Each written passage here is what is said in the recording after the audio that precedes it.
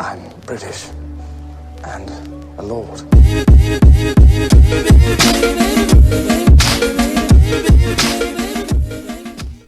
Welcome back to Wessin The World. I'm Wes and I'm currently in your world, in my bedroom, my messy old bedroom, because I don't mind mess. I'm going to make my bed though because I'm very proud and I'm going to clean the house. But that's not for now. But for now, I just want you guys to be present. And by that, I watched the last episode of Midnight Gospel. Again, blew my mind. Absolutely blew my mind. It's a podcast with a story linking the bits of the podcast together, and it's all animated. So at the end, last episode, I'm not going to spoil it, but I just want you to be present and I want you to feel what it feels. Bring your attention to the inside of your right hand. Now once you've done that, now I just want you to bring your presence into the inside, what the inside of your left hand feels like. You can close your eyes if you want to. If obviously the outside world visually is distracting you, you can just close your eyes and just feel what the inside of your hand feels like. Both hands. And now feel what it feels like on the inside of your left leg and your right leg, both at the same time. So both hands and both legs. And now I want you to extend that attention to your arms.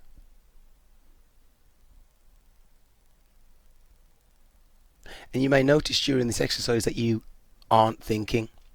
Now this is the easiest way to become mindful. It's the easiest, cheapest way that you can, it's free. Anyone can do this, and you can just become present in your arms and legs. And that takes you out of your thinking. Because what we have as humans, we have a place where we can contemplate, and there's a place where we can be, and we can be with our bodies. And if you can stay in the state where you're feeling, where your attention is in your hands and in your legs, and if you could stay there for at least a minute, you could begin to feel the flow. Now the flow of life is, I don't know whatever you want to call it, Atma, prana, zen, the flow of life, God flowing through you, and it flows through everything. And if you could stay in that space, then there's a transformation that happens with your consciousness, and it transforms you from being a ego-based life form to being a consciousness-based life form. And you just become more conscious and more present. And when people talk to you, you really listen, because you're not caught in your contemplative world. So you come into conversation from a different perspective entirely. People think you're kinder, people think you're more compassionate, but you're not. You're just really feeling them. Really feeling them.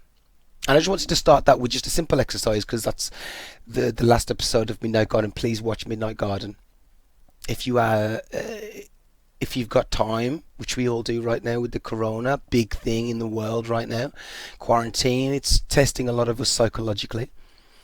It's a great TV show, obviously, to watch and for you to answer some of your questions, to let go of some of the concerns about life and death, because when your consciousness transforms and you become a consciousness-based being, you do just become sort of not so worried about the ever-changing tapestry that is life. Because if you look outside, you think you'd be tricked into the illusion that everything is static, that everything's staying still. No, everything's changing at a rate that we can't perceive. And I think that it's important for us to be able to feel the flow rather than to be tricked into seeing the static nature.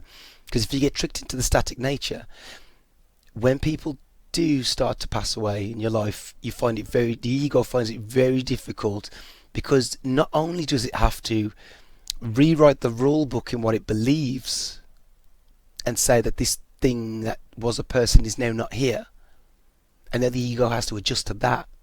If you're a consciousness-based being, you can believe that souls are traveling between bodies, and this was just a period of time where this person knew you,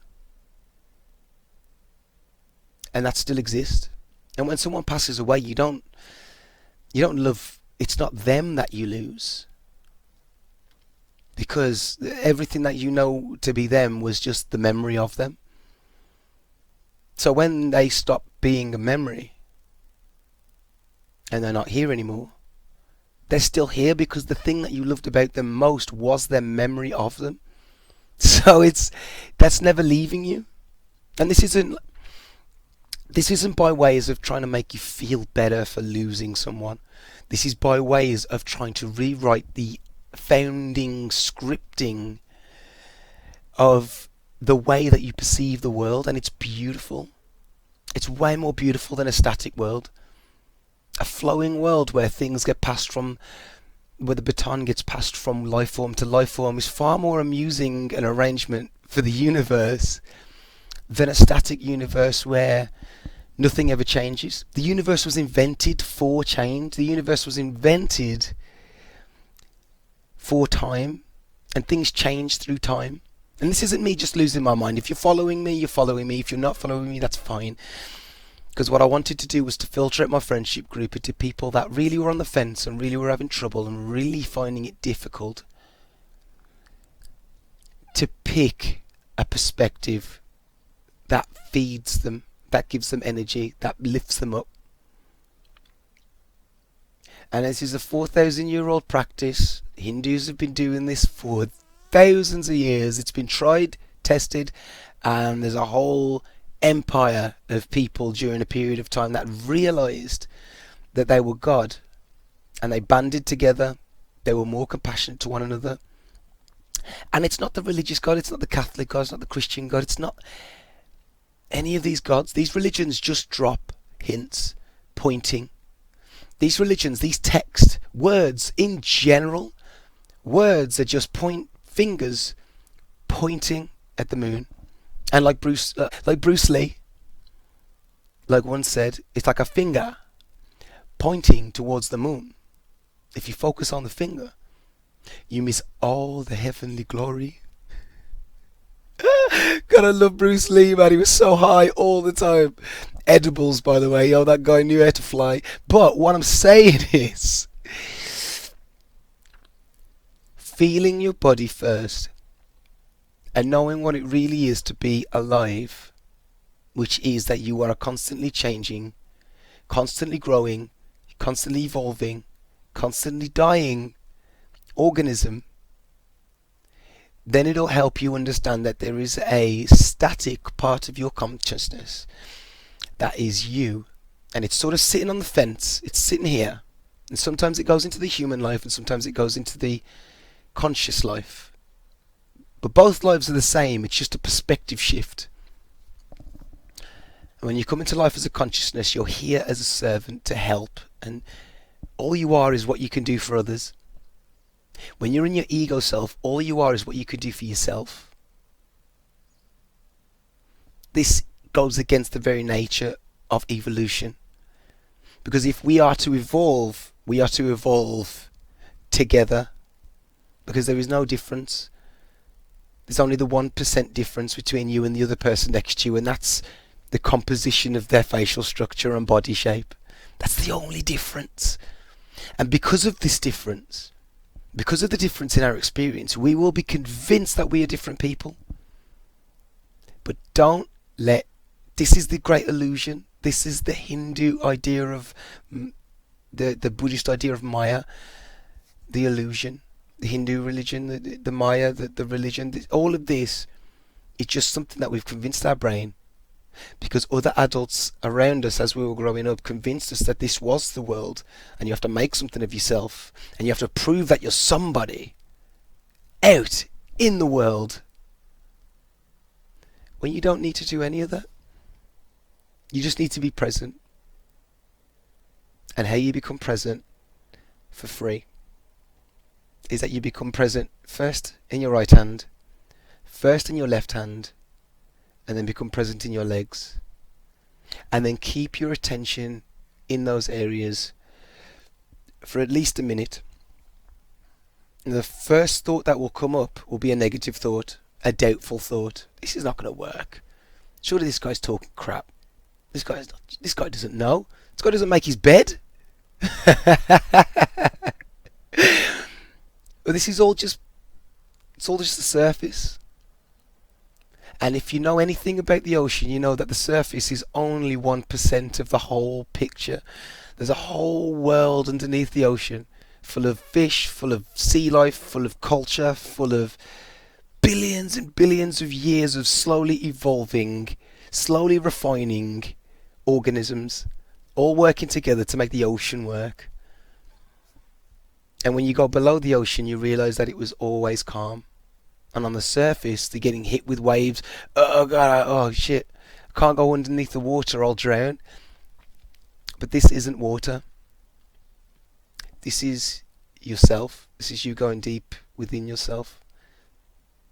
Finding the peace, finding the calm that you had when you were younger, finding the curiosity, grabbing it all, and then coming back out into the world. It's beautiful. And thank you very much for joining me. I just wanted to make a small video about this. Probably going to drop this down as one of the episodes, podcast episodes. So, yeah. Just wanted to film a video. Happened to just be the next episode of Wessin The World.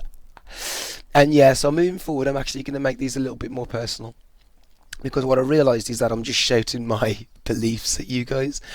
Based on questions that you ask. And I'm not really getting into the idea of who I am.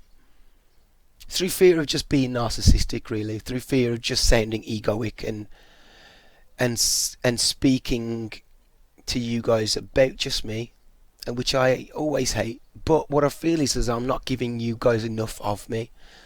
I'm just telling you what I believe. I haven't told you why I believe them.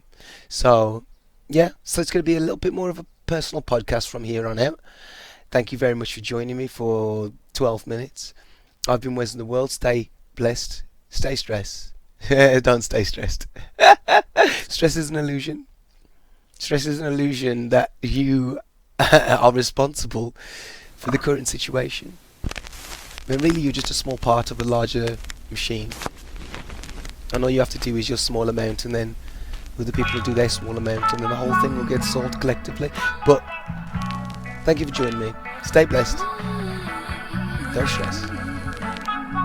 You never know what's next. And it's exciting. It's not scary.